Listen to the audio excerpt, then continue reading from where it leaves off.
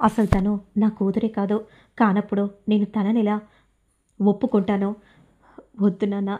మీరలా మాట్లాడకండి నాన్న.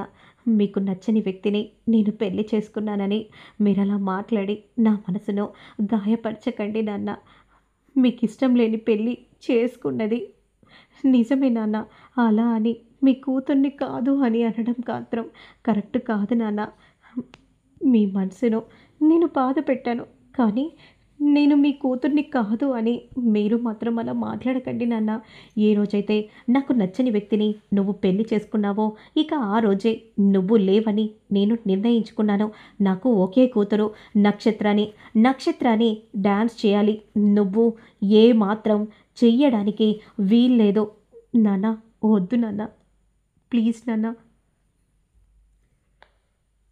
మీరలా మాట్లాడి నా మనసును బాధ పెట్టకండి నాన్న.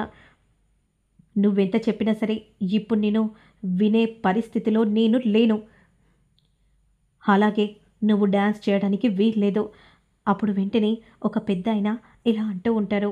అయినా మీరేనా ఇలా మాట్లాడేది? ఏదో కూతురు తెలిసి తెలియక తప్పు చేసినంత మాత్రాన మీరు కూతురికి ఇంత పెద్ద శిక్ష వేయటం కరెక్ట్ కాదు. నీకు ఇద్దరు కూతుర్లే. అయినా పెద్ద కూతురు భూమి, చిన్న కూతురు నక్షత్ర అవుతుంది. కాబట్టి పెద్ద కూతురుండగా చిన్న కూతురు నాట్యం చేయటానికి వీల్లేదు. అమ్మ భూమి, నువ్వే చేయాలని మేమందరం కోరుకుంటున్నాం. అలాగే మీరందరూ కూడా ఏమనుకుంటున్నారో అని అనగానే అక్కడే ఉన్న చూడ్డానికి వచ్చిన అందరూ కూడా తనే నాట్యం చేయాలి అని అందరూ అలా గట్టిగా అరుస్తూ ఉంటే అపూర్వ, శరత్చంద్ర కోపంగా చూస్తూ ఉంటారు. అప్పుడు వెంటనే శారద మాత్రం ఇంకా ఏం చూస్తున్నావురా? కాళ్ళకి గజ్జెలు లేవు. నువ్వు త్వరగా వెళ్ళి గజ్జెలు తీసుకొనిరా.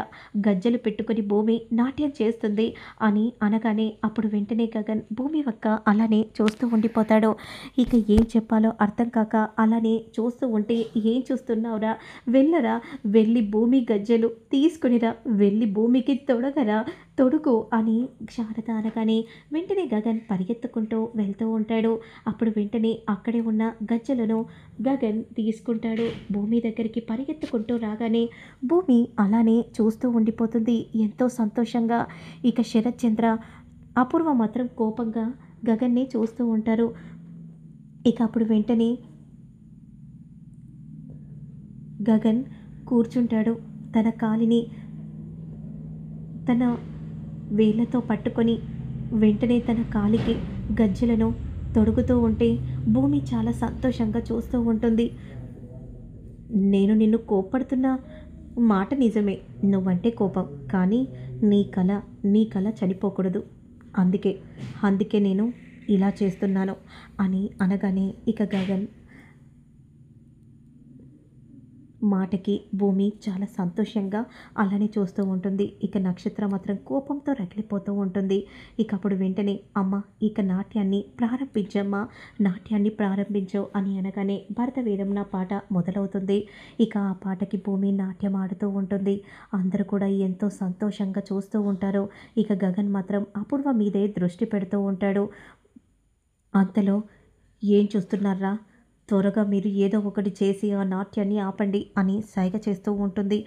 అప్పుడు వెంటనే రౌడీ అలా విసిరియబోతూ ఉండగా గగన్ వెంటనే వెళ్ళి గట్టిగా పట్టుకుంటాడు. వెంటనే ఆ రౌడీని చితక్కొడుతూ ఉంటాడు.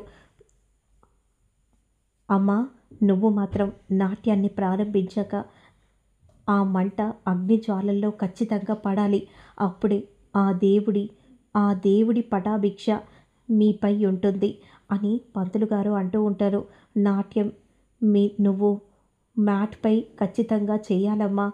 ఏమాత్రం నువ్వు ఉల్లంఘించినచో నువ్వు క్రింద పడాల్సి వస్తుంది. కాబట్టి నువ్వు చాలా జాగ్రత్తగా ఆ మ్యాట్పై నువ్వు నాట్యం వేయాల్సిందే అని చెప్పగానే అందరూ షాకింగ్గా చూస్తూ ఉంటారు. ఇక వెంటనే నేను నాట్యాన్ని చేస్తాను. ఎంత కష్టమైనా సరే ఖచ్చితంగా నేను నాట్యాన్ని చేసి తీరుతాను. మా అమ్మ కలను నేను నెరవేరుస్తాను అని భూమి అంటుంది. మీరు వెంటనే మొదలు పెట్టండి అని అనగానే అందరూ అలానే చూస్తూ ఉంటారు. అప్పుడు వెంటనే సాంగ్ మొదలవుతుంది. భూమి నాట్యం ఆడుతూ ఉంటుంది. ఎరా ఏం చూస్తున్నావురా, త్వరగా కానివ్వరా అని అనగానే వెంటనే మూలలను విసిరేయగానే గగన్ చూసి ఒక్కసారిగా షాక్ అయిపోతాడు. వెంటనే మరోసారి మూలలను విసబోతూ ఉండగా వాడిని పట్టుకొని దిమాదమా కొడుతూ ఉంటాడు గగన్. ఏంట్రా నువ్వు దీని మీద డ్యాన్స్ వేరా? ఏంట్రా బ్లడ్ వస్తుందా?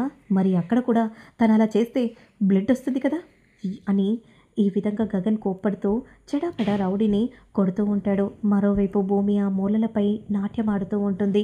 రక్తం కారుతూ ఉంటుంది. ఆ మూలలు కొన్ని మాత్రమే పడ్డాయిలా, ఏదో ఒకటి చేయి.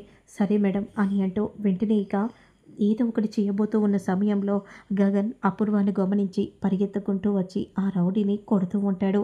ఇక ఆ రౌడీని కొడుతూ ఉన్న సమయంలో అప్పుడే దీపంతం క్రింద పడిపోతుంది. మ్యాట్కి అంటుకుంటుంది. అగ్నిజ్వాలలు వెదజల్లుతాయి. అందరూ చూసి షాక్ అయిపోతారు. హరహర మహాదేవ శంభో శంకర అని అందరూ ఊరి ప్రజలు, శారద అందరూ చాలా కంగారు పడిపోతూ గట్టిగా దేవుడిని స్మరిస్తూ ఉంటారు. భూమి మాత్రం నాట్యం ఆపకుండా అలానే డ్యాన్స్ చేస్తూ ఉంటుంది. అందరూ చాలా కంగారు పడిపోతూ భూమిని చూస్తూ ఉంటారు. భూమి మాత్రం తన పట్టు వదలకుండా నాట్యం అలాగే చేస్తూ ఉంటుంది. ఇక గగన్ ఏం చేయాలో అర్థం కాక చాలా కంగారు పడిపోతూ పరిగెత్తుకుంటూ వస్తాడు.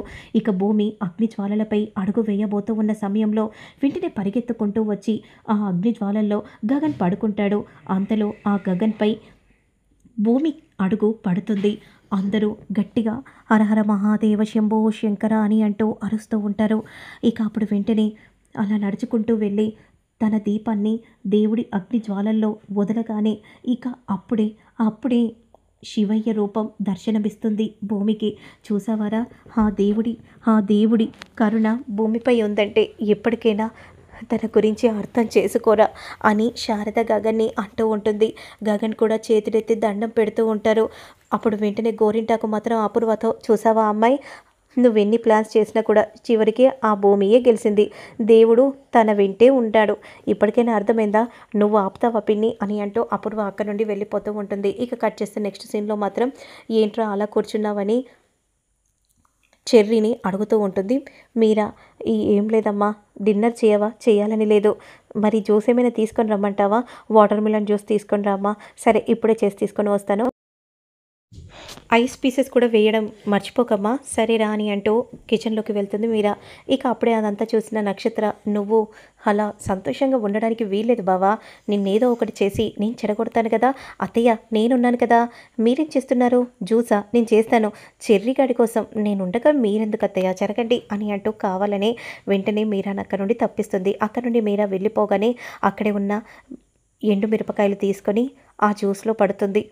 వస్తున్నాను బావా నీ దగ్గరికే అని అంటూ వాటర్ మిలాన్ జ్యూస్ని కావాలని నక్షత్ర తీసుకొని చెర్రీ దగ్గరకు వెళ్తూ ఉంటుంది. మరి ఆ తర్వాత ఏం జరుగుతుంది అనేది మళ్ళీ నేను నెక్స్ట్ వీడియోలో అప్లోడ్ చేస్తాను. లేట్ చేయకుండా చూసేయండి.